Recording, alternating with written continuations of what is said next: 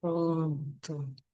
Pessoal, a proposta da gente conversar hoje, até coloquei lá no grupo, né? O tema da nossa aula, e eu sei que é um tema que chama muita atenção, que são a questão das iniquidades familiares, né? Tudo que envolve família, o povo gosta, né? E gosta de entender, quer entender mais como é que as coisas funcionam.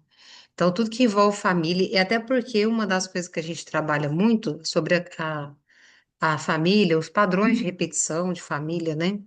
E as iniquidades, quando a gente precisa entender o que que é essa iniquidade familiar. A gente fala muito de, de pecado, né? A igreja em si, ela fala muito de pecado, pecado. Mas o que que é uma iniquidade? Quando que se torna uma iniquidade? Então, é muito bom a gente olhar para esse lugar de entender por quê? Porque a gente vai precisar entender que quando a gente vai passando por um processo de transformação familiar, igual, por exemplo, ela tá aqui e ela tá com a bebezinha dela ali. Então, por exemplo, a gente acha que uma criancinha daquele tamanho, ela tá com quantos meses? 4? Então, ela tá ali com 4 meses. Peraí, então, um negócio aberto aí. Ela tá ali com 4 meses. A gente pensa assim, nossa, um bebê de 4 meses é uma página em branco. É um livro em branco. Ó, não tem nada ainda, não sofreu nada, não viveu nada. Ela tá ali um livro em branco. E na realidade ela não é um livro em branco. Ela já traz um monte de informação que ninguém ensinou ela, ela ainda não tem nem cognição para aprender. E aí uma hora ela vai fazer alguma coisa que vocês vão virar e falar assim: como que ela aprendeu isso? Da onde que vem isso? E às vezes vai olhar e vai falar assim: gente, faz igualzinho a minha avó fazia e a pessoa nem teve contato com a avó, né? Então, por que que acontece isso da pessoa virar e falar assim, nunca nem teve contato e traz informação? Tem coisa boa que traz no meio disso tudo, né? Tem pessoas que trazem caráter, valores, tem coisa boa que vem ali no processo.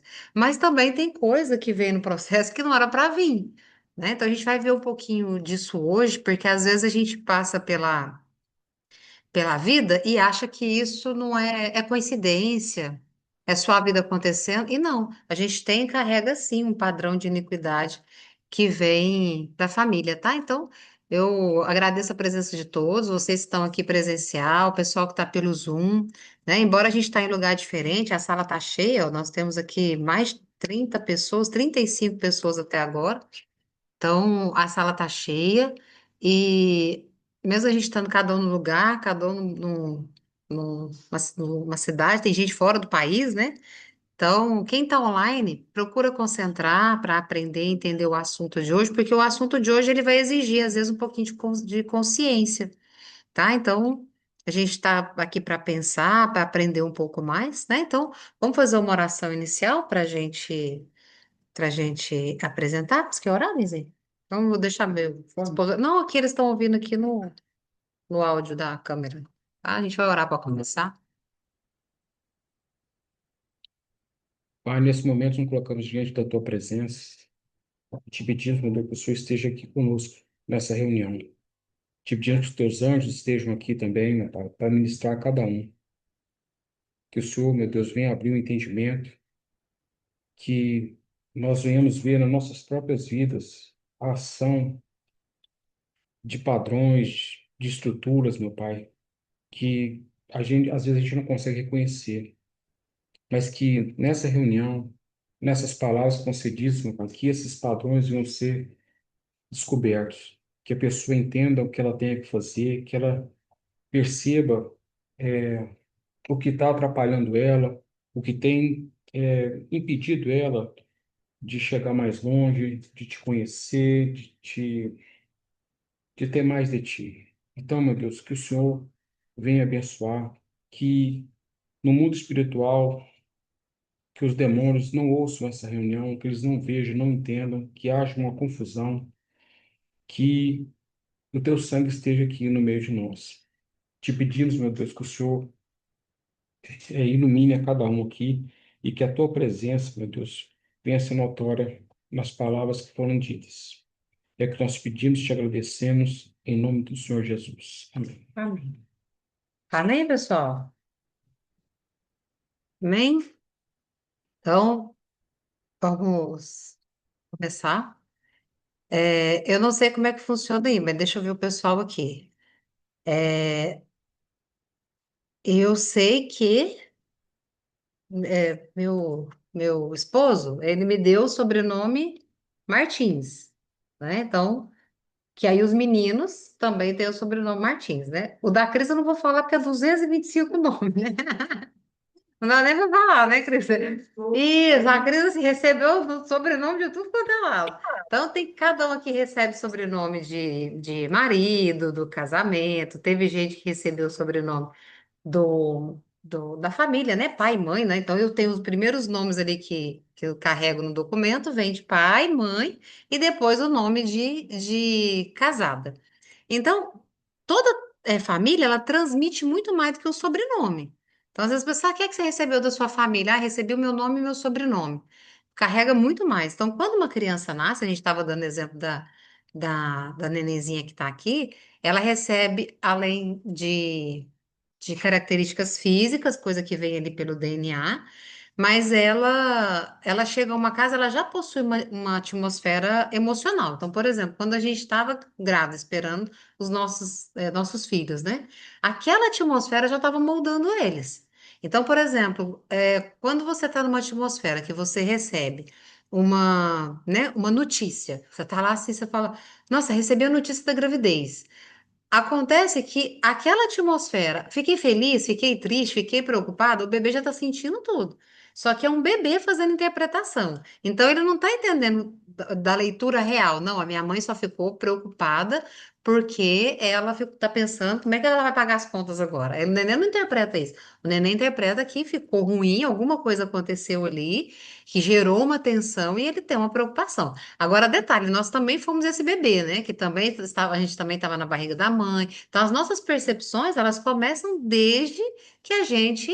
Eu brinco que é desde que a nossa alma fez download, né? Então, o óvulo espermatozoide se reuniu, na hora que fez ali o download, ele. A gente já está percebendo que ali a nossa alma, eu falo, né? Que ela faz ali, que ela Oi. se instala. Eita, peraí, tem gente falando aqui no microfone. Gente, mantém os microfones ligados, por favor. Então, o que que acontece? A pessoa já faz o download ali, ela já está tendo interpretação. Só que essa carga de informação vem das duas árvores genealógicas, vem informação do pai e vem informação de mãe. Então, essa atmosfera espiritual, eu falo que antes de aprender a falar, o seu corpo já recebe, já percebe o tom. Então, a criança já escuta, já entende o tom de voz do pai, se está nervoso, se está bravo, se não está. Isso vai dando, como eu disse, isso vai sendo registro no mundo emocional das pessoas. E é por isso que quando a gente fala do amadurecimento da alma, imagina que a gente passa a infância inteira fazendo essas interpretações. Durante essas interpretações dentro da infância inteira, essas interpretações elas são em todas as esferas. Também são interpretações emocionais, e elas são interpretações, inclusive espirituais. Por que que eu quis falar sobre a iniquidade da questão familiar? Porque o que que é uma iniquidade? Vocês têm que entender antes o processo, o que que é pecado, o que que é transgressão, o que que é iniquidade. O pecado, ele tá vindo falando assim, ó, por exemplo, é pecado eu beber esse copo d'água. Nossa, pequei. Então, nossa, agora eu me arrependo. Eu me arrependo, é pecado, não vou. Isso é pecado, não vou fazer mais. O que que é transgressão? Eu sei que é pecado, mas só um copo d'água, não tem problema não. A transgressão é quando eu já sabendo que é um pecado, eu não me arrependo e faço de novo. E a iniquidade? É quando aquilo é tão normal que você vai falar para a pessoa, não, mas isso não é errado, não. Já virou uma cultura da família. Aí a pessoa fala, não, isso não é errado. A minha família, a gente faz isso desde que entende por gente, não é errado. Então, tem coisas que você carrega dentro do seu código genético, dentro do seu DNA, que você faz há tanto tempo, acha que é normal e no fundo isso é uma veia de iniquidade familiar. Quer ver uma coisa? Vocês ficam vendo lá meus vídeos no Instagram, por exemplo, e eu sei que vocês. Abre lá. E eu sei que vocês, igual, né, fica acompanhando lá a sogra e briga e fala da sogra e sogra para lá. Então, quando a gente vai atender pessoas que estão com essas questões familiares, sogras que estão se intrometendo na relação, a pessoa, você vai atender a pessoa fala, não, mas eu não estou fazendo nada de errado. Isso aí não tem nada de errado. Isso aí. A minha mãe foi assim, minha avó foi assim. Oi, Ju, entrar, Shalom, chega aí, fica à vontade. Então, a pessoa vai chegar e falar assim: não, mas eu não estou fazendo nada de errado. Por quê? Porque aquilo já saiu num lugar onde ela olha, ela observa e fala assim: nossa, isso está errado. E ela fala assim: isso é normal. Então, ela vai. Isso que seria transgressão. Então, ela vai passando essa informação como se ela não soubesse. E aí eu quero falar um pouquinho disso, por quê? Porque isso somatiza. Isso, às vezes você está lutando contra alguma coisa na sua vida física e emocional e nem sabe o que é, sabe nem da onde que é. Por quê? Porque culturalmente na sua família é tão normal e tão natural que quando você percebe, você repete. Vou dar um exemplo que aconteceu com a gente há poucos dias. Nós tivemos, a gente estava em oração, fazendo um propósito, e e eu tive um sonho. Eu tive um sonho onde claramente eu estava lutando contra um espírito familiar de repetição, aonde eu percebia que o que que era natural e normal na minha família. A gente veio de um processo familiar que, por exemplo, a criança faz arte, a criança faz bagunça, era normal bater. Entende? Aí você fala assim, ah, você é a favor de bater, não é a favor de bater, eu sou a favor de educar. A criança, ela precisa de limite, só que ela precisa de limite com carinho. Então não adianta agredir. Se agredir uma criança, espancar uma criança, ela não vai aprender nada. Ela vai aprender que bater é permitido. Um menino amanhã começa a bater na mulher porque ela fala assim, ah, ó, cresci apanhando, então eu posso bater também. Então, o limite com amor, ele precisa ser feito. E interessante que no sonho eu vi exatamente isso. Eu vi a gente vencendo e encerrando em mim esse ciclo de repetição, de que eu aprendi que aquilo era normal e natural, e quando eu acordei, eu falei para minha esposa, a sensação que eu tive foi justamente essa, de que rompeu, que os nossos filhos não vão precisar passar o que a gente passou. Só que esses ciclos de repetições, eles são tão, em todas as áreas, são tantas feridas que são abertas, que a gente repete processos familiares e permite que essa iniquidade familiar escorra na nossa vida através de feridas, através de percepções. Eu falo que é como se fosse uma transmissão de um legado. E às vezes vem sem a gente saber que é esse legado. Então, quando a gente começa a ter esse nível de consciência, você começa a perceber, peraí, o que que eu estou repetindo? Porque é aquilo que eu sempre falo, o que eu não resolvi na minha geração, eu não resolvi, eles vão ter que resolver. É igual vocês aqui que estão com as crianças. O que vocês não conseguirem resolver e encerrar em vocês, sobra para eles resolverem. Entende? Então, tem um versículo na Bíblia, eu não sei se você vai lembrar de cor, mas eu não lembro, que teve, eu acho que foi aquele da Salomé, como é que é o nome daquele rei lá? Queiroz. Herodes, eu acho que foi Herodes que virou e falou assim, tô nem aí, deixa eles resolver, não foi Herodes que falou isso? Acho que foi. Não, não, foi Ezequias. Não foi a questão lá do que havia um problema, mas ia na geração Isso, do Ezequias. que ele falou assim, ó, vai vir um problema, aí ele falou assim, tô É nem aí. assim, ó, toda vez que vocês tiveram uma grande vitória, vencer uma grande, estava numa batalha, e aconteceu uma grande vitória. Você venceu essa batalha. O diabo vai te visitar em forma de pessoas, em forma de pessoas importantes vão chegar até você para ver o que aconteceu, como é que você venceu isso, tal, vão querer te conhecer. E o que que Ezequias fez quando esse pessoal chegou? Ele mostrou tudo para ele. Mostrou o rei tudo, mostrou tudo, tudo, toda a grandeza que ele tinha, toda a estratégia, tudo. E esse pessoal foi embora depois de receber isso. Aí, quando o profeta chegou nele, quem é esse pessoal que estava aí? Não, eu sou um pessoal de outros reinos, vieram saber o que aconteceu, como é que foi grande a vitória. E aí ele falou: o que que você fez? Não, eu mostrei tudo para eles. Aí o profeta falou: essas mesmas pessoas vão vir e vão tomar tudo que você tem na geração dos seus filhos. Aí sabe o que ele fez? Ele levantou a mão e falou assim: boa palavra. Ainda bem que não vai ser da minha geração, vai ser dos meus filhos. Depois vocês leem isso, né, em Ezequias. Já lembra dessa Ele, passagem? ele não importou que a semente dele poderia ser destruída. Que é esse problema com essa iniquidade? Exatamente. E eu falo assim, eu não sei vocês, mas eu prefiro que resolva em mim, né? Prefiro que resolva em mim do que precisar vir meus filhos para resolver um problema Né? Que, então, as meninas que não têm filho, eu sempre falo assim, ó, já pensou que incrível que é você conseguir entender, limpar essas linhas de iniquidade, limpar todo o seu DNA, e quando você for ter os seus filhos, esses filhos já vão vir com outra percepção de vida, com outra informação genética, com outro tipo de DNA. Entende? Então, por exemplo, a gente que foi ter esse conhecimento, e olha que eu falo que sempre tem diferença. Tem uma diferença quando você não conhece a Cristo, depois você entrega a vida para Jesus. Aí você fala assim: ah, mas quando eu aceitei Jesus como Senhor e Salvador. Isso tudo foi embora, novas, as coisas tudo fez novo. Eu falo que glória a Deus que a gente tem o sangue, porque é através do sangue que a gente tem acesso.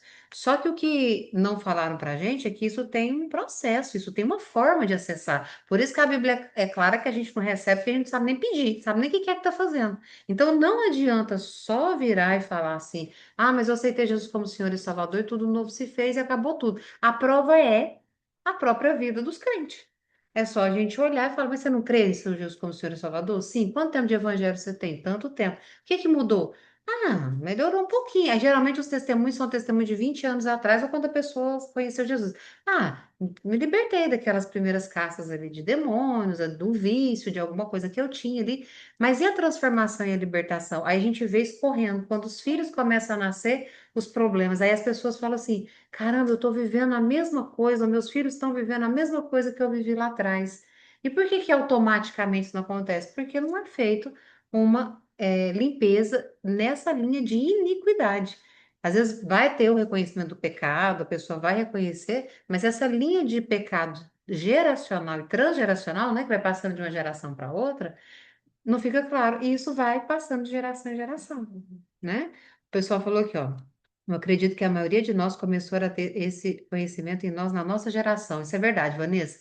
Na realidade, eu vejo assim pelos estudos, porque nós estamos dentro de uma linha de estudos, digamos assim, na parte teológica, nós estamos aí com esse processo de clareza desse tipo de libertação e de batalha espiritual há uns 40 anos, no Brasil, falando a nível Brasil. Só que quando isso começou a ser falado, que vieram profetas e pastores de fora trazer essa informação de que tinha que ter essa limpeza a nível de DNA, que a pessoa precisava ser restaurada nesse nível de profundidade, entender as dores, a percepção de infância, o tanto que isso conta, né? Tanto que a terapia, eu lembro quando eu me converti, a pessoa falava assim, não, terapia é coisa de doido, terapia, meu psicólogo é Jesus, ninguém precisa fazer terapia, a gente só precisa de Jesus. Quando a gente começou a entender que isso tudo encaixava e que é corpo, alma e espírito que a gente nos conecta, alguns pastores que trouxeram essa visão da batalha espiritual, da libertação, muitos estavam morrendo de medo. Você vai vendo pela história que eles ficavam assim, o medo de perder povo, né? De perder membro, falar assim, não vou, do nada eu vou chegar para o povo. Antes eu falava que o sangue de Jesus bastava. Agora eu vou chegar para esse povo e falar assim, não, o sangue de Jesus basta, mas tem um jeito de falar, pô, vai achar que a gente está doido. Então, ficou muito tempo essa informação perdida e a igreja começou um processo. Então, hoje, 40 anos depois, eu falo que temos os pioneiros. Temos pessoas hoje que começaram esse processo lá atrás e que agora está ganhando voz. A gente tem contato, às vezes, com pessoas, né, apóstolos, que eles estavam escondidos. Nesses 40 anos, Deus não deixou eles se apresentarem em rede social, não deixou eles fazerem nada. Por quê? Porque eles estavam escondidos, gerando esse momento. Então, agora eu vi isso acontecendo uns 2 anos para cá, né? A gente começou a observar que o Senhor permitiu eles saírem, eles estavam fazendo as batalhas espirituais, libertando o povo dentro das igrejas. Entende que a gente não está falando daquele pessoal que está lá chegando agora, não, a gente está falando do povo que já estava aqui dentro. E é por isso que hoje a gente percebe a igreja assim, ó, traz muita gente, mas na mesma velocidade que entra, ao mesmo tanto que sai. A pessoa não fica, não firma, não tem por quê? E vai ficando cansativo, né, gente? Porque a batalha, aí você tá lutando, você tá mostrando, e de repente você não vence, você não tem resultado, casamento ruim, filho com problema. E chega uma hora que a gente tem que entender que tem que ter mudança, tem que ter um amadurecimento. E se a nossa alma não passar por esse amadurecimento, ela, ela vai paralisar no conhecimento, inclusive e no que ela vai receber, né? Então, o pessoal daqui, ó, tem gente assim até hoje, quando falam de terapia, já dá um grito o que o meu terapeuta é Jesus. Exatamente. Até hoje, né? O pessoal ainda fala que terapia é para doido, né? Essas coisas. Então, quando a gente fala desse processo de pecado, iniquidade e transgressão, né? Tem uma frase que eu separei aqui para falar para vocês, é assim, ó, nós não escolhemos todas as marcas que a gente recebe. Tá? As marcas que nós recebemos, a gente não escolhe. Então, eu não sei o que que meu pai fez, o que que a minha mãe fez, o que que minha avó fez, bisavó fez, eu não escolhi, teve coisa que veio. Só que hoje eu sou responsável pelo que eu vou fazer com essa informação. Né? Então, vou dar um exemplo. Se eu olho para minha família, eu vejo que meu clã familiar, os casamentos na família sempre foram difíceis, complicados, sempre foram, a pessoa não teve sucesso na vida sentimental. Então, o que que eu preciso fazer com essa informação? Pode ser que eu recebi aquela marca? Pode ser que eu recebi, mas agora que eu recebi, a gente não pode ficar indo atrás de culpado. A gente tem que falar assim, não, então o que que eu vou fazer a partir disso? Entende? Então, a partir do que eu posso assumir agora a minha responsabilidade e me limpar disso. E é tão incrível isso que isso é em todas as esferas, pessoal, de relacionamento, dinheiro. A forma como você lida com dinheiro hoje aprendeu de papai e de mamãe e que veio no DNA. Vou contar para vocês uma situação para vocês entenderem o tanto que isso é forte. Eu tenho um cliente que, sei lá, se ele, tendo a quantidade de filho que ele tem hoje, se ele gastar, viver muito bem, gastar, viajar, fazer tudo que ele faz hoje, 4 gerações da família dele não vai gastar o dinheiro que eles têm hoje. 4 gerações. Imagina a pessoa que já produziu financeiramente para manter 4 gerações da família dele. E viajando para fora do país e tal. Se vocês souberem que na hora que ele chega dentro de uma loja, na hora que ele põe a mão numa camisa, ele não tem coragem de comprar e fala assim. Mas uma camisa desse valor para a esposa ele vai. Não, você quer uma bolsa? Não, pode levar essa bolsa. Não, vamos viajar para tal lugar? Não, vamos fazer tal coisa. Mas na hora de comprar uma camisa para ele, ele trava. Ele fala assim: não, mas uma camisa. Eu falei assim: quantos mil reais você pagou na bolsa que você deu para ela? Não, para ela não tem. Não, aí ele fala assim: não, eu dei um presente para ela. Entende que quando a gente fala do padrão de escassez que é herdado, aí eu perguntei para ele como é que era o padrão do pai. Quando ele percebeu o padrão do pai, olha só o que aconteceu. Eu atendo ele já tem muito tempo, e o pai dele ainda era vivo. Quando o pai dele faleceu, quando estava vivo, na realidade, só para vocês entenderem o contexto. Quando o pai dele estava vivo, ele ficava assim: Meu Deus, meu pai não viaja, meu pai não quer fazer nada, a gente marcou de fazer tal coisa e meu pai não vai. Quando o pai dele faleceu, ele ficou indignado. Ele falou assim, tanto que esse valor que eles já produziram veio grande parte da herança. Ele falou assim, Ingrid do céu, o meu pai tinha esse valor aqui, para quê? Por que que não gastou? Por que que não viajou? Por que que não foi curtir a vida? Agora acabou tudo, e agora como é que faz? E aí eu falei, pois é, mas você tá fazendo igualzinho. Por quê? Aí eu perguntei para ele assim, quando você fala pro seu pai, quando você falava pro seu pai, o que que ele falava? Não, não tô apertado, não tô apertado. Aí ele, "E apertado aonde? O homem produziu para 4 gerações, aonde que ele estava apertado? E não curtiu a vida. Entende que a gente está falando às vezes a pessoa tá vivendo ali naquela vida, né, mais certinha, pagando as contas, ou tá sobrando para 4 gerações. A mentalidade de escassez é do mesmo jeito, veio no DNA. E aí ele tá com o filhinho agora, o filhinho foi Ele falou assim: sabe o que tá me assustando? Eu vi ele fazendo a mesma coisa. Ele pegou, acho que foi um carrinho do Hot Wheels, sei lá, e fez assim: a gente pode comprar? A gente tem dinheiro para isso daqui? E ele falou assim: o menino tem dinheiro para encher uma casa de carrinho de Hot Wheels. E ele sabia aquele mesmo sentimento passando. E ninguém sentou e treinou, ninguém chegou e falou assim: filho, olha, a gente está muito apertado, a gente não pode gastar. Não foi ensinado, é um padrão que vai passando. E nós temos esse padrão instalado de quem? De pai e de mãe. Que veio de quem? Do vô e da avó, que veio de quem? Quando a gente atende, por exemplo, tem algumas famílias, por exemplo, que falam assim: qual que é o seu maior medo? Aí ele fala assim, de perder tudo que eu conquistei até agora. E da onde que vem? Aí eu falo assim, pode observar, o que aconteceu com seu pai? Perdeu tudo. Então aquele medo fica instalado e continua. E a Bíblia é muito clara, que ela fala assim, o que mais temia me sobreveio. Então se eu tô com aquela frequência do medo, aquilo começa. Agora eu tô dando um exemplo de vida financeira. Só que isso acontece na vida financeira, na vida sentimental. Eu já peguei pessoas, por exemplo, em atendimento, que quando eu olhava para todo o clã familiar, não tinha uma mulher casada. Todas as mulheres casaram e separaram, casaram e separaram. E aí ela falou assim, Índio, o que está acontecendo? Olha só, eu falei, olha para o clã familiar. Todas casaram e separaram. E eu falei, o que está acontecendo agora? Você arrumou uma pessoa boa, o casamento estava fluindo, só que ela deu um surucutico e falou, eu perguntava para ela, por que que você quer separar? Cada hora ela me traz um negócio. Aí tem uma vez que ela, é porque ele não pegou o piqui que eu gosto lá na roça. Aí eu, mas só porque ele não trouxe o piqui, lembra? Só porque ele Isso não é trouxe o verdade. piqui. É real, isso não é nem atendimento, isso é cara de amigo. Aí depois, como é que ele queria separar porque ele pegou a colher de piqui e colocou no feijão. Não, aí ele não trouxe o piqui. É, Aí ele foi na feira e comprou comprou o piqui. isso. Aí ela falou assim, aí eu falei, aí vocês pararam de brigar. Não, ele sabe que eu não como feijão. Aí ele pegou a colher que ele pegou o piqui, ele pegou o feijão, sujou a colher. Quer Não, agora eu vou separar largar tudo. dele. Ela queria, entende que não tinha motivo e ela queria separar dele? Por quê? Eu falei assim, por que você tá se livrando dele? Porque ela tava era se livrando dele. Eu já tive pessoas assim que viraram e falaram assim, eu vou largar dele. Já contei isso pra vocês. Vou largar dele. O que que ele fez dessa vez? Tá bebendo Coca-Cola.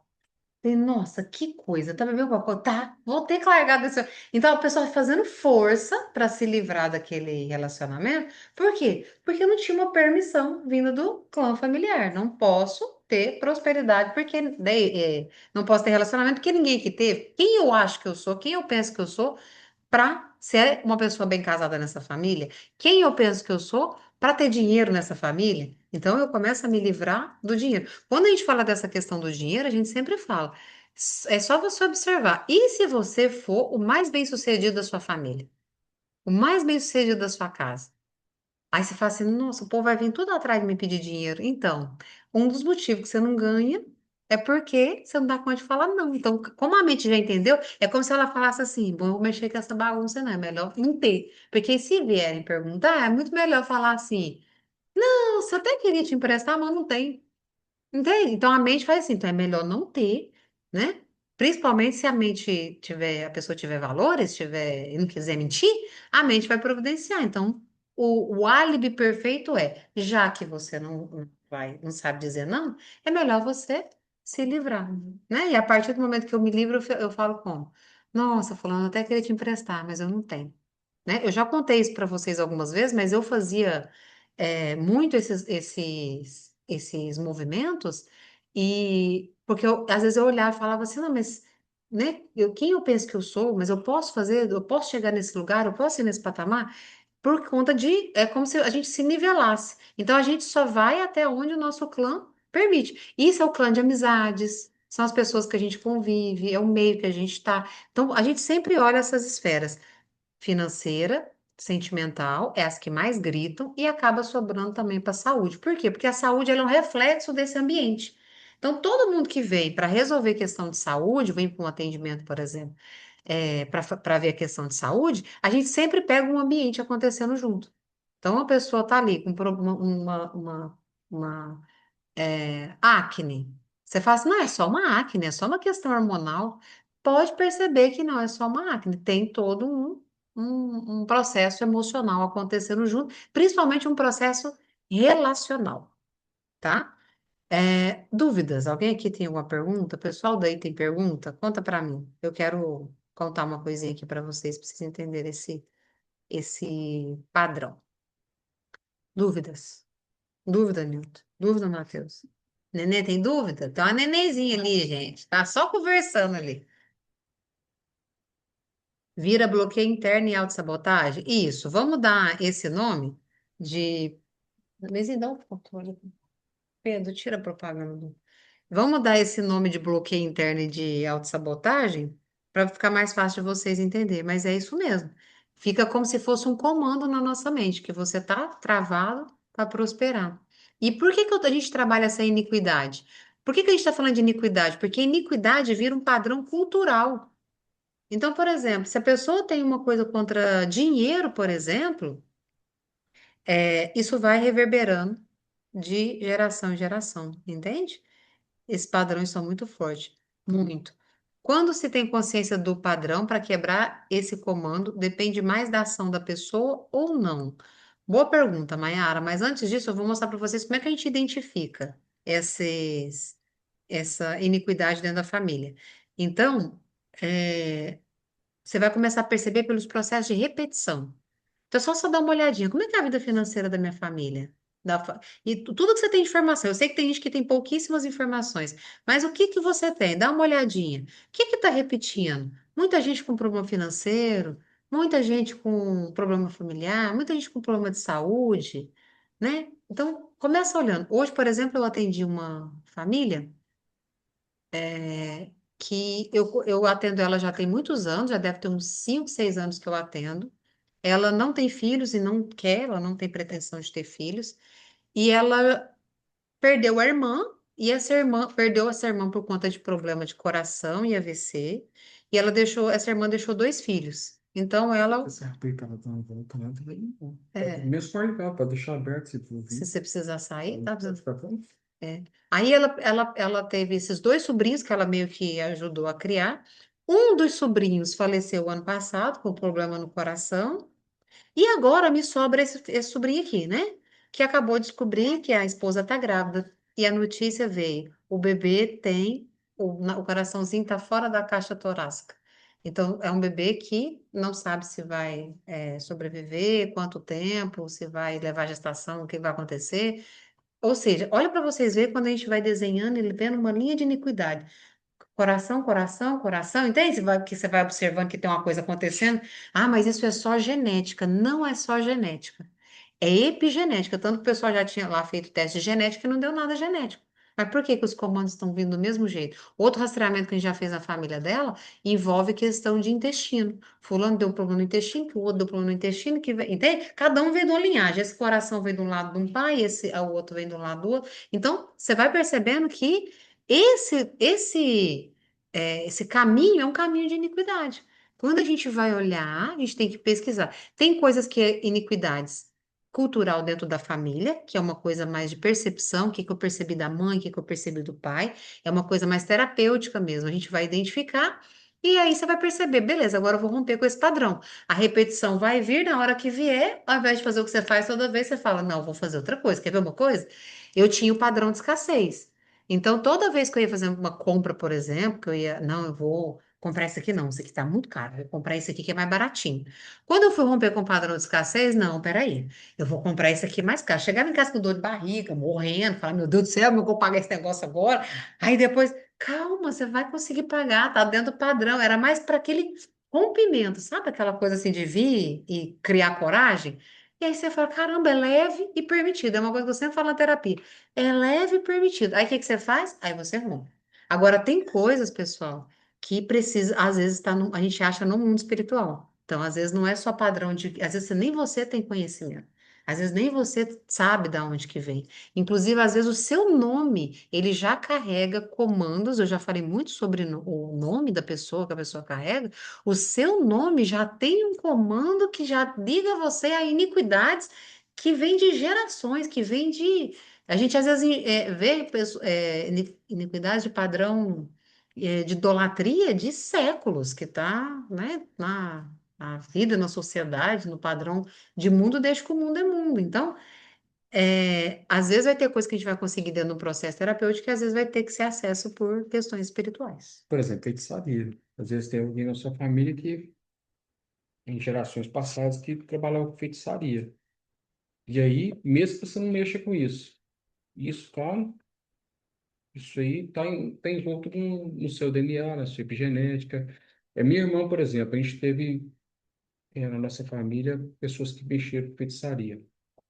Ela já lia livros de bruxaria, livros de encantamento. Do nada ela começou a ler isso. Então, isso já vinha, e isso acabou culminando nela, essa parte.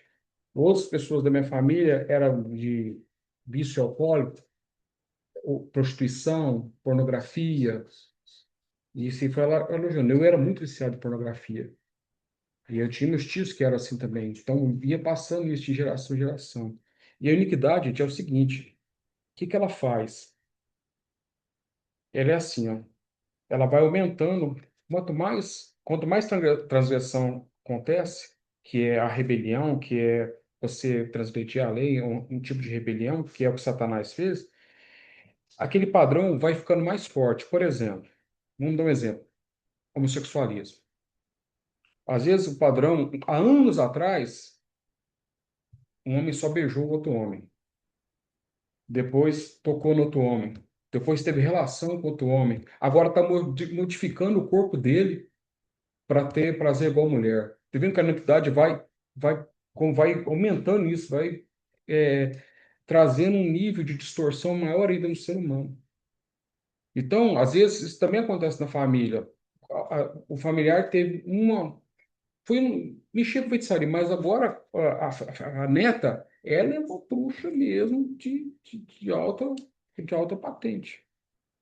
Então, ela desenvolveu mais ainda do que foi a avó. Então, isso são os padrões também que vêm na família. Exato.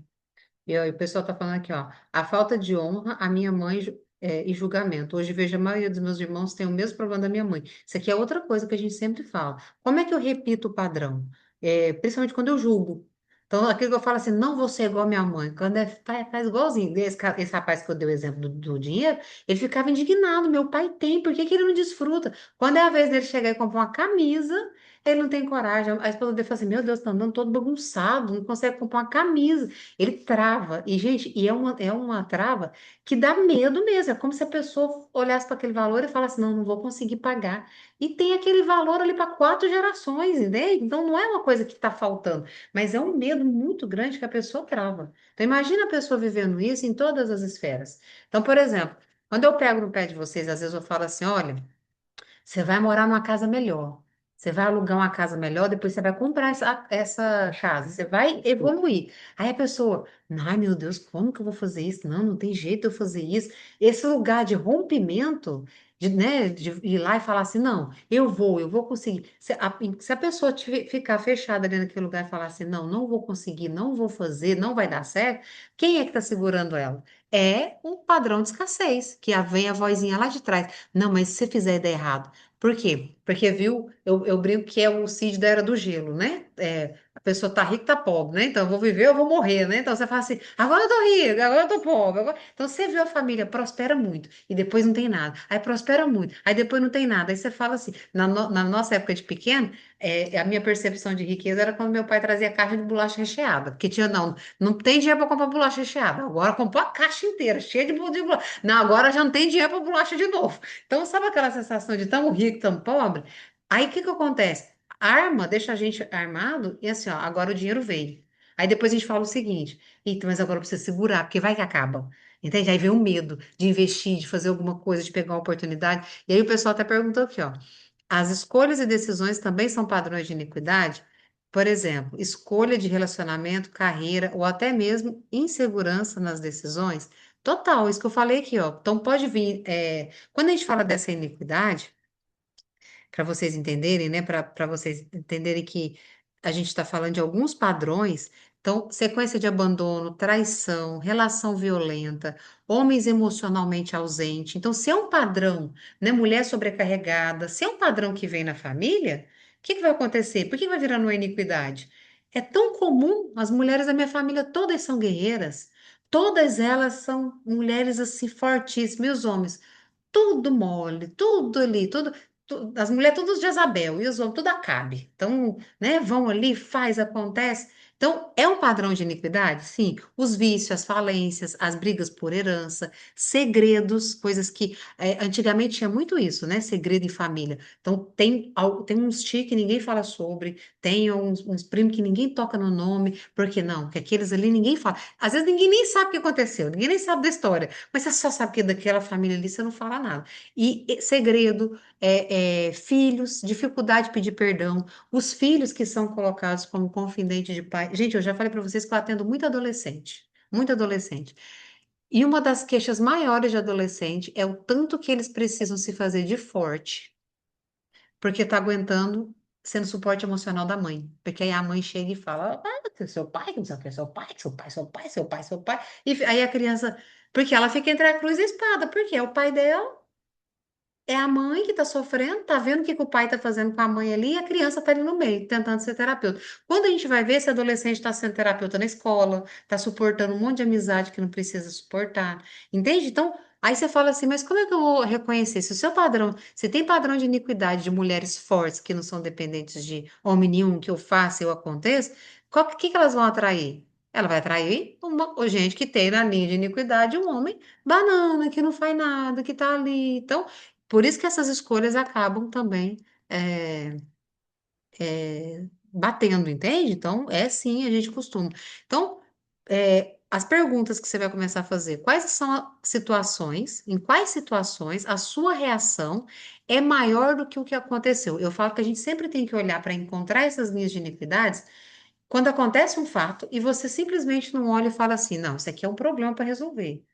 É quando acontece um fato, você fala, ah, é um problema para resolver. Parece que aquilo é um buraco, parece que aquilo é um problema. Você fala, caramba, é um problema para resolver. Então eu vou resolver. Entende que não é só um problema da vida e do cotidiano? É uma questão muito pequena, muito simples, para um barulho muito grande. Geralmente a gente acha isso aí como padrão de, de repetição. Então, uma iniquidade, ela deixa de governar a família quando a verdade encontra uma coisa. Na realidade, um conjunto de coisas. Arrependimento quando a oração encontra a obediência e a decisão se transforma em prática. Então, a decisão, sim, ela vai entrar aí como um processo de romper aquele padrão de iniquidade que a família acaba, desenhando. Quer falar mais alguma coisa? Não, tranquilo. Não? Dúvidas, pessoal? Vocês estão identificando, quando a gente faz pergunta assim, vocês estão pensativos no que está rolando na família, o que que é? Agora eu quero falar para vocês o seguinte. Ingrid, mas onde Cristo entra nisso? Mas eu já aceitei o Senhor Jesus como Senhor e Salvador. Tem uma coisa que eu gosto de explicar, que é isso daqui, ó. Daqui, Pedro, seu copo. No copo tem um pouquinho de água. O que que acontece? Nós não sabemos o quanto de iniquidade a nossa família produziu. Tem a mínima noção. Então, vamos supor que a iniquidade que a minha família produziu está até aqui. Então, o meu cálice de intercessão está vazio. O que que vai fazer com que isso aqui suma e desapareça da genética do meu DNA? O arrependimento, a intercessão, é aqui. Esse cálice ele tem que transbordar. Imagina que aqui é uma água limpa que está caindo aqui, ó, na água suja, até limpar. Então, por isso que a gente tem um portal, a gente está muito próximo de um portal muito forte para a gente apresentar isso. Imagina que no mundo espiritual, é por isso que eu bato na tecla para vocês que a gente tem que entender de tempos e estações. Porque não adianta fazer a coisa certa na hora errada. A gente tem que fazer a coisa certa na hora certa. E um portal que nós temos agora é o portal do Yom Kippur. O Yom Kippur, ele é um portal aberto no mundo espiritual para a gente apresentar as iniquidades da nossa família e se arrepender de verdade. Né? O pessoal que estava com a gente no Yom Kippur passado lembra o tanto que é horrível preencher a fichinha do Yom Kippur. Porque o que que você vai na fichinha do Yom Kippur? Ali você tem que confessar, na hora que você está escrevendo aquilo ali, iniquidade escondida. Coisa que você vira e fala assim, não, mas isso aqui não precisa. E se você não confessa, não coloca aquele sentimento para fora, ele não é passado pelo sangue da cruz, pelo sangue de Jesus. Então a pessoa fala: não, mas eu já aceitei o sangue de Jesus, mas não se permitiu ser lavado por ele. Quando? Quando senta ali, vai preencher aquela fichinha horrorosa e confessa e vai nesse portal aberto, que são 25 horas de jejum. E aí a gente faz esse jejum 25 horas ali e apresentando a Deus em todos os portais. Senhor, lava a iniquidade da minha avó, do meu. Ai, mas eu tenho que pedir até por aquele que não quer, não sabe? Temos que nos apresentar, por quê? Porque eu não sei quanto de, de iniquidade a minha família produziu. Eu não tenho muitas histórias, por exemplo, do que a minha bisavó, minha tataravó fez, só que isso está escorrendo. Está escorrendo. E a Bíblia fala da quarta geração, que é aquela geração que se levanta e Aqui, ó, fala. tem um texto falando aqui, ó. É Êxodo 34, capítulo 6 e 7. E passando o Senhor por diante dele, clamou: Senhor, Senhor, Deus compassivo, clemente e longânimo, e grande em misericórdia e fidelidade, que guarda a misericórdia em 1000 gerações, que perdoa a iniquidade, a transgressão e o pecado, ainda que não inocente o culpado, e visita a iniquidade dos pais, dos filhos e nos filhos dos filhos, até a terceira e quarta geração. Então, tá vendo? Essa, toda essa iniquidade que está na terceira quarta geração, se ela não foi pedido perdão, igual fala, teve esse clamor, esse arrependimento, ela está chegando em vocês. Exatamente. Mesmo vocês não terem feito nada, foram ter passado o que for, mas esse peso de pecado está. Por isso que as coisas não vão do jeito que vocês querem. A mente não se abre, as coisas não desenvolvem. É, isso aí pesa no mundo espiritual. Ele fica, é como se fosse um tribunal e você fosse avançar alguma coisa, o diabo já não pode aqui, ó. Você tem contra ela. O vô dela fez isso no mundo espiritual. Aí Deus não pode fazer nada, ele vai estar barrado. Porque ele é justo. Não resolveu aquilo lá. Não tem como avançar. Se vocês não souberem, não fizerem esse caminho para resolver isso, sempre que vai vir alguma, alguma coisa assim para mudar a história de vocês, ele vai ser barrado pela iniquidade. É como se fosse um tribunal. Vocês não têm, não vai ter, Deus não vai, porque ele quer a legalidade para abençoar você. Sem essa legalidade ele não pode ser injusto. E aí as coisas param. Não acontece. E o Yom Kippur a gente não faz no sentido, não é sentido religioso, é um sentido espiritual mesmo, da gente entender que tem um portal aberto, a gente faz a preparação. Então nós estamos aí há 50 e poucos dias, né, do Yom Kippur. Já está há 50 e poucos dias. Exato. Não, passa muito rápido. E aí, o pessoal que já fez, ó, tá aí, ó, é incrível quando começamos a limpar, o Espírito Santo vai nos mostrando que tem, o que tem mais que ser limpo e que precisa de arrependimento. É muito interessante esse comentário, porque a gente vai ser. Bento, você tá frio aí, meu filho? Quiser pôr a cadeira pra cá? A gente cata mesmo, vai. Senta ali com o papai, ó, que o ar tá em cima de Você você. vai dar conta de pegar a cadeira? Ajuda ele, Pedro. Deixa ele sentar aí por causa do ar. Tá em cima dele, o menino tá, o narizinho escorrendo. E aí, tá mais quentinho aí? Porque, igual, por exemplo. Não é o ar-condicionado, né? Frio no Mato Grosso tem frio, né? Ó, o pessoal aqui todo rindo de você fazendo essa pergunta. Não, se tem uma coisa aqui que não tem é frio, aqui tem 3 sol para cada habitante. É o ar que tá em cima dele aqui. Não, 6 horas da manhã, isso não, já tava assando aqui. Então, gente, essa questão do que eu falei do Yom Kippur, como que ele é feito, a gente vai. Quem tiver interesse, falar assim, olha, a gente quer participar dessa preparação, porque o Yom Kippur é feito oração, nós vamos fazer oração, nós vamos apresentar essa oração nos portais. Eu vou falar para vocês, os meus meninos participam do Yom Kippur. Eles fazem o jejum o máximo que aguentar, eles fazem muito, o máximo que aguentar. O Pedro já aguenta ficar às 25 horas. O Bento, o ano passado, você conseguiu, não conseguiu? Foi 16 horas. 16, né? Acho que o máximo dele foi 16. Agora, vocês imaginam, eles do tamanho que tá, já limpar. O que que vai acontecer? Igual a Vanessa pegou e falou assim, ó, o que que ela fez? Cada Yom Kippur descortina mais uma camada, porque Deus não pode simplesmente virar e fazer assim, ó. Até porque senão você vai ser lindo, perfeito do universo, o mais lindo da face da terra, você vai morrer, ele vai te levar embora. Nós evoluímos por processo. Então, ele vai limpar essa primeira esfera que você precisa limpar agora, aí você vai para o próximo passo. Então, cada Yom Kippur descortina uma coisa. Você fala, caramba, né? Eu falo que são duas coisas que a gente gosta muito de trabalhar quando o processo é de alma. É o Yom Kippur, que é essa limpeza, esse arrependimento, essa limpeza no nosso DNA, e a contagem do Homer, né? Então, a contagem do Homer ela já passou agora, a contagem do Homer a gente mais apanha, né? Coisa que a alma sacode, aí você vê que você é ingrato, que você é ganancioso, que você, né, Deus esfrega na sua cara que você tem que amadurecer. Uma coisa assim que, comentando sobre essa parte de descortinar a vida da gente, né? Para a gente conhecer o que a gente é. E eu, uma vez, assim, a gente questiona a Deus. Pô, Deus, por que você não fala tudo de uma vez assim, como é que eu sou, o que que eu faço, o que que eu tenho que fazer? Ele fala que a gente não suporta, por causa do nível de iniquidade. Principalmente a gente está no começo da conversão, que está, nossa, muito coisa errada, cometendo muito erro. Muitas vezes a gente acha que nem está cometendo, mas se descortinar de uma vez, a gente não suporta. Então, por isso que tem essas fases de limpeza, e você, igual quando eu tive as reuniões com o apóstolo aqui, ele me falou uma coisa que eu nunca imaginei que eu era. E na hora que ele falou, não, isso não sou isso não, depois eu reconheci. Assim. É duro, viu? É Coisa ali, difícil. é triste. E isso Ó, é só uma coisa só, hein? Então, se for tudo de uma vez, não suporta, gente. Então, por isso que Deus vai devagar, a gente vai se limpando, conserta aquilo ali, vai outra camada, conserta ali, vai outra camada, e ele vai trabalhar a gente assim.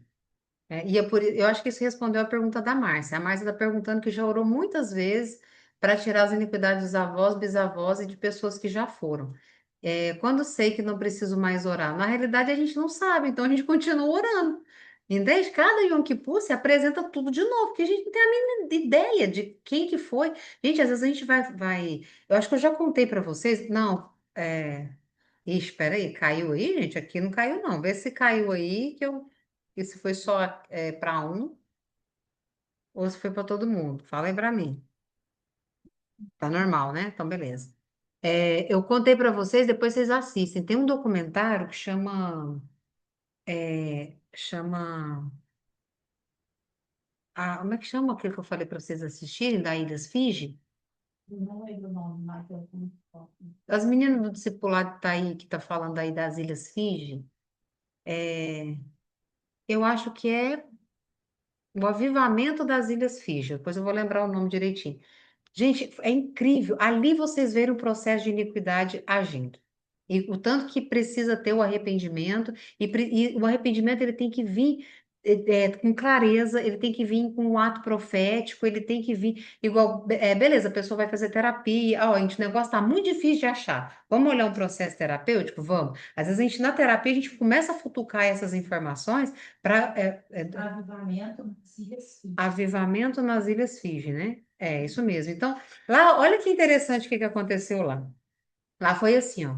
Um missionário, há anos atrás, esse missionário ele saiu lá do país dele e foi para Ilhas Fiji para pregar o evangelho.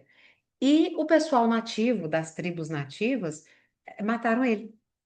E ele chegou a escrever uma carta, né? No documentário fala que ele escreveu para a família dele, para a esposa dele, falou assim: Olha, eu estou bastante preocupado porque o ambiente está bastante hostil.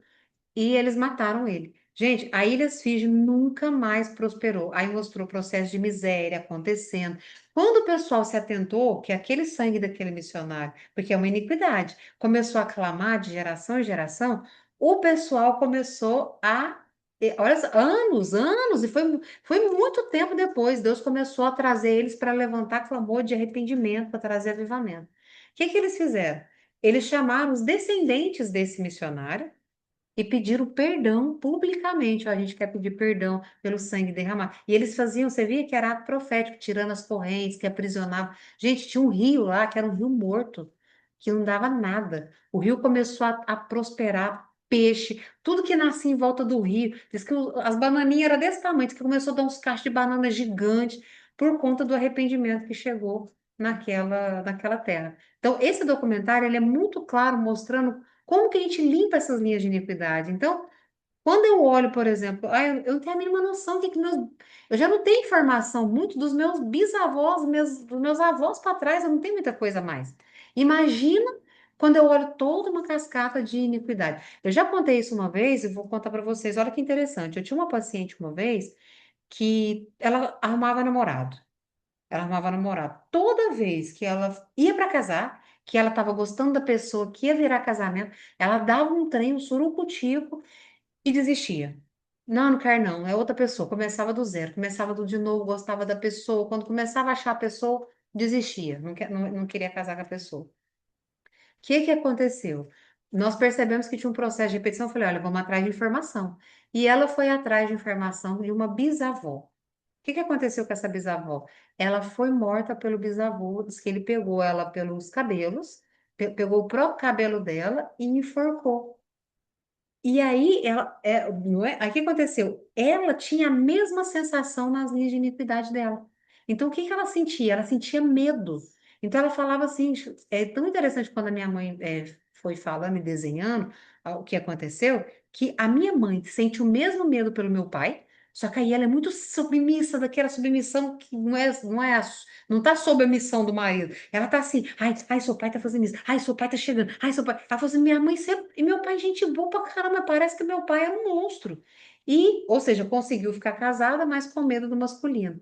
E o que estava acontecendo com ela? Ela não conseguia. Ela disse, gente, é um medo que vem, uma crise existencial. E estava vindo de uma linha de iniquidade, de sangue que foi derramado, e ela não tinha essa informação, ela só foi atrás, que eu falei, olha, vê o que você traz de informação. Aí a pessoa veio e trouxe essa informação. Então, é muito importante a gente entender que às vezes a gente está vivenciando um processo agora e não sabe nem de onde que vem. Então, vem dessas linhas de iniquidade. Tanto que para o Yom Kippur, a gente prepara um relatório para que a gente comece a buscar, vai atrás de informação. Então, isso é muito sério, entende? Em relação ao derramamento de sangue, tem um fato que está escrito no Talmud, que é os livros hebraicos, né? Você já ouviu falar do sangue do profeta Zacarias? Jesus comenta desse sangue, né? O que aconteceu? Os sacerdotes mataram o profeta Zacarias lá dentro do templo. E Nabucodonosor chegou logo depois. E o sangue borbulhava na terra, como se estivesse fervendo. Aí Nabucodonosor perguntou: de quem que é esse sangue para o sacerdote? Não, é de um animal aí. Nabucodonosor, ele era sábio, mas ele era muito inteligente. Então mata todos os animais aqui, eu quero ver se o sangue é igual. Matou todos, nem o sangue era igual. Eles pegavam terra e jogavam em cima do sangue, o sangue continuava borbulhando, passava por cima da terra. Aí ele foi apertando os sacerdotes, eles confessaram: não, nós matamos o profeta Zacarias. Aí Nabucodonosor falou assim: o sangue do profeta Zacarias está pedindo justiça. Aí ele gritou para o sangue: é, Zacarias, você quer que mata todos aqui que estão aqui? O sangue pulou mais alto ainda. Foi, matou. Naquela hora ele matou quase 1.000. Zacarias, esse sangue é o suficiente? O sangue borbulhava. Ele começou a matar criança, começou a matar família. Morreram 90.000 pessoas, Claudio. Depois que morreu 90, chegou a 90.000 pessoas, ele perguntou: o sangue foi. E acalmou. Olha só para você ver.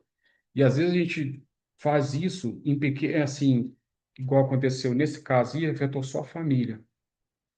Mas o sangue não é só quando você mata, não. Quando você derrama sêmen na terra, você está derramando sangue, você está derramando gerações lá. Então isso afeta todo, começa a afetar a sua família, começa a arrumar a vida financeira. Tanto é que teve o episódio do descendente de Jacó, um dos filhos, né, que pegou a esposa do falecido, que era para gerar, e derramava o sêmen na terra. Além dele não fazer o que Deus mandou, ele desperdiçava a semente, derramava semente, que não é o local. O local certo é dentro, né, da região da mulher. Então, assim, todo esse processo de derramamento de sangue vai afetando a vida das pessoas e elas não conseguem entender. Não sabe de onde Não sabe de saber. onde vem. E dependendo da situação, nesse caso que morreu o profeta Zacarias, afetou a nação. 90.000 pessoas morreu. Nesse caso, aí afetou uma região todinha. No caso que envolveu uma situação familiar Deu que um para ver. matou, que o marido matou a esposa, afetou a família, vai afetar a geração. Se não resolver isso, vai. Tá Até vendo? acontecer, repetir de novo e ser pior ainda. Às vezes criar um assassino em série. Porque a É porque a iniquidade vai iniquidade vai ficando assim, aumentando, ó. entendeu? Vai, cada vez ela vai, não resolveu, ela vai criando mais raiz, mais força, até ela se repetir mais forte ainda. Pronto. Então, assim, a orientação que a gente vai trazer para vocês? Eu vou colocar lá no grupo VIP um link de um grupo, até para a gente não bagunçar os assuntos, mas só de quem vai participar do Yom Kippur com a gente. Então, vai preencher essa ficha, vai vasculhar essas iniquidades, para a gente orientar especificamente, porque como a gente já está no processo de preparação, e está faltando aí 50 dias, a gente já prepara, a gente já jejua, a gente já vai atrás de informação, a gente já pergunta coisas, né, de família, o que que a gente pode ir atrás de informação, para que quando for o dia de se apresentar, a gente está ali pronto para receber as orações no portal, fazer a ministração, né? Então, eu vou colocar lá no grupo VIP, para quem deseja participar do Yom Kippur. Quem desejar, passa para dentro do grupo do Yom Kippur e lá a gente vai dar as orientações de como fazer mais para participar, né? Por quê? Porque vocês vão ter que ser preparados. Quem já tem a informação de Yom Kippur, nós vamos fazer as orações nos portais online. Então, às vezes vai dar madrugada, não vai, né? Não vou, cada um vai fazer na sua casa, mas a gente vai entrar pelo menos online com as orações nos portais. Quais são as orações principais? meia-noite, 3 da manhã, 6 da manhã, 9 da manhã, meio-dia, 3 da tarde, 18 horas, 9 da noite, entende? Então a gente vai ficar. Aí você vai falar assim para mim, mas é durante a semana. Por que que a gente já avisa antes? Que se possível for, você já consegue pegar uma folga, programar o dia para que você consiga ficar ali no dia. Pelo que eu fiz nas contas, eu acho que vai ser de um domingo para uma segunda, não é esse ano? Eu acho que é de domingo, porque o nosso calendário, ele é depois do pôr do sol, né? Tá, Então, domingo 18 horas, acaba segunda 19. a gente fica ali 25 horas, né? O processo todo. Então, quem puder já ir se organizando e deixar esse dia livre, é um dia de arrependimento, de oração, de jejum. É um dia que, por exemplo, metade do dia, por exemplo, a gente tira para dormir. Aí você fala, mas eu vou dormir, vai, porque aquele sonho, Deus traz, ele traz revelação do que é, de coisa que você ainda não teve resposta. Tem dois Yom Kippur que Deus, a gente deita, na hora que vai dormir, Deus traz direitinho cena, imagem, coisa que tem que limpar. Então, é tudo isso, o dia preparado para isso, para fazer essa limpeza. E é muito interessante que ele vai descortinando a cada passo. Ano passado eu peguei folga e recebi direcionamento de orar de hora em hora. O ano passado foi incrível que a gente também orou sem saber, né? A gente acabou orando ele de hora em hora nos portais. Faz versículo sobre Zacarias, fala que é no livro de Talmud, é livro sagrado dos judeus. É, Tem a passagem na Bíblia que a Graciele colocou aí, mas é no Talmud. O Talmud, gente, assim, ó, imagina que tudo que aconteceu de forma cultural não ia caber dentro da Bíblia. A Bíblia tem que ser uma carreta, né? Então, tem algumas informações que é histórica, que ficou na parte histórica e eles tiraram da parte Bíblia. Então, o Talmud, a gente acessa informações históricas de muitas coisas que não tá, que não foi para a palavra. Não significa que não é palavra, é porque são de fatos mais históricos, tá? Então, mas para o judeu ele é sagrado, é igual a Bíblia. Sagrado, isso. É, Sagrado. igual a Bíblia é sagrada para nós, para eles é sagrado, tá? Foi forte. Meu filho tinha 10 anos e fez 16 horas de jejum. Então, vocês já imaginam as crianças já sendo preparadas para esse processo? Elas já vão sendo limpas de tudo isso, entende? Então, a oração que eu quero fazer para a gente entender isso, para que, né, fique firmada dentro do coração de todo mundo, é que a gente está num processo de preparação para quê? Sem a gente limpar essas linhas de iniquidades, a gente pode colocar orientação. Então, vocês podem receber palavra, direcionamento, mas se a gente não. Imagina que é como se fosse uma sujeira, que a gente tem que cavar fundo, limpar. Sempre dou o exemplo da moto. Imagina que é uma pessoa que cai de moto. Eu tenho uma experiência de um primo que caiu de moto uma vez e ele encheu, a perna fez um machucado e encheu de brita, de areia. E ele disse que chegou, disse que ficou num ódio da enfermeira, que a enfermeira só mirou a buchinha e limpou tudo assim. Ele tá assim, meu Deus, que vontade de bater nela. Eu falei, mas não tem como ela não limpar, né? Eu falo que isso daqui, o Yom Kippur, ele é muito esse processo. Ele não é fácil, ele é muito. Eu falo que é um processo de preparação, mas cada ano o Senhor revela mais um passo. Então, esse é o nosso quarto, Yom Kippur? O nosso Quando eu quarto, estava em São quarto, Paulo, né? São Quarto. Paulo, eu vim pra- Gente, o nosso primeiro Yom Kippur, gente, eu tive uma experiência espiritual que eu nunca tinha tido na face da terra. Eu vi, é como se eu estivesse na janela da casa que eu morava, e eu via um soldado nazista em forma de caveira passando e me olhando assim muito bravo, mas a minha casa pegava fogo. E eu falava assim, o que que eu arrumei? Tanto que o pessoal lá na época que fez, o pessoal, eu já ensinava, né? Eu já ensino já para os pacientes. O pessoal fala, não, não, quer fazer também. Eu falei, calma que eu estou aprendendo, eu vou aprendendo e vou passando. E depois eu fui entender o que que era. Diz que quando a gente começa a cumprir esses princípios, por isso que a gente tem que ser feito sob orientação, por isso que eu vou criar o grupo para orientar vocês, para que vocês façam bonitinho com orientação, porque a gente vai mexer com o mundo espiritual. Então, quando a gente começa a cumprir princípio, imagina que você aceitou Jesus como Senhor Salvador. Tá tudo bem, você gosta de Jesus, você aceitou ele e tal. E de repente você começa a cumprir uns princípios que você não cumpria. Então, tem umas esferas no mundo espiritual de batalha que é como se você faça assim, ué. que a Raga está fazendo? Ela está mexendo com isso? Quem é? O que está acontecendo? Então, é como se viesse supervisionar. Que de diferente que tem ali. Então, aquilo meio que acionou. E o Senhor trouxe muita resposta desse Yom Kippur para frente, muita coisa, do passado para isso. Então, o que a gente começou a perceber? Que a nossa vida, de 20 e tantos anos de crente, que estava ali num lugar parado, Deus começou a fazer o quê? Ele começou a impulsionar cada princípio cumprido, que é o cumprimento das festas. O Yom Kippur, ele não é caracterizado uma festa. A gente não considera o Yom Kippur uma festa, mas ele é um princípio a ser cumprido. Então, festa a gente no sentido de comemoração. E depois do Yom Kippur, aí vem as festas. Aí tem Yom Teruah e tem no meio do caminho tem Rosh Hashanah, né? Ou é antes, junto, sei que é mais ou menos as mesmas datas, que são festas que a gente acaba cumprindo. Então, para vocês fazerem o processo direitinho, a gente vai ensinar, tá? Como é que vai ser o próximo passo. Então, quem quiser entrar para aprender, vai lá no grupo VIP, eu coloquei lá no chatzinho, lá no chat, o link para vocês entrarem. Vocês vão entrando lá que a gente vai participar junto do Yom Kippur, a gente vai orientar, tá bom? Vamos orar, gente? Quer entrar no grupo, Paula? Tá lá no link, entra lá, tá? Tô vendo vocês já entrarem lá. Deixa eu ver se vocês estão entrando. Oh, já dá pra gente fazer o Yom Kippur. E nós vamos fazer as orações e acompanhar vocês, tá bom? Você quer orar? Pode orar? É, vamos orar?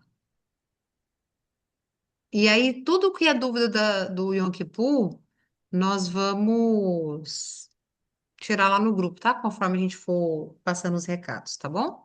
Vamos fazer junto. E vamos orar para entregar ao Senhor. Pai querido e amado, em nome do Senhor Jesus, eu rendo essa aula a Ti, Senhor, que cada um aqui tenha entendido a importância de entregar a vida a Cristo, de manter um caminho limpo e de fazer a sua parte na nossa geração. Pai, que encerre em nós, Pai, todas as iniquidades que vêm da nossa linha geracional, que a gente pare de produzir iniquidade, Senhor, no máximo possível. A gente sabe que a gente é ser humano, mas que esse Yom Kippur seja, Senhor, para nos livrar de questões emocionais que a gente está carregando, de interpretações, de decisões na nossa vida financeira, na nossa vida familiar, mas principalmente, Pai, na nossa vida espiritual, no nosso relacionamento com o Senhor. O Senhor vai trabalhar em nós e perdoar a gente de toda a nossa história que a gente usou como justificativa para te desobedecer. O Senhor vai nos perdoar, Pai. Nós vamos clamar pelo perdão quando a gente transformou toda a nossa dor em controle, em medo, em agressividade, em rejeição. Pai, e nós não queremos apenas identificar os erros, mas nós queremos que eles encerrem em nós e que os nossos filhos não carreguem. Nós queremos que a tua verdade confronte aquilo que está em nós. E nós sabemos da importância de um processo terapêutico, sabemos da importância de reconhecer os padrões familiares, mas nós também entendemos agora que temos que nos limpar diante do Senhor, fazendo o que tem que ser feito de acordo com o calendário e o portal que o Senhor estabeleceu e determinou. Não é do nosso jeito, não é da nossa forma, mas é do seu jeito, da sua forma. E a gente está aqui para obedecer, sem religiosidade, mas com o coração disponível e disposto a obedecer. Em nome de Jesus. Amém. Amém, pessoal? Nós vamos preparar no grupo sobre a questão do Yom Kippur e nas próximas aulas, né? Nós temos aula semana que vem. Nós vamos fazer junto, tá? Eu quero tirar uma foto aqui de vocês. E aqui, peraí, deixa eu pôr. Dizer aqui, João. Quero o pessoal. Bentinho, vai ali, ó. Pra sair, vocês dois, vai ali no papai e na mamãe. Vocês aparecerem na foto. Fica agachadinho ali, Tá ó. faltando aqui. Só agacha. Que aí sim. Isso. Ai, Mais altinho, ó. nossa, mas aí eu vou sair toda torta na foto. Aí, tirar uma foto para depois postar lá no Instagram. Ó, 45 pessoas online com a gente, viu? Então, Senhor Jesus abençoe todos vocês, tá? Vou orientando vocês lá no grupo. Shalom, shalom, tá bom? Deus abençoe.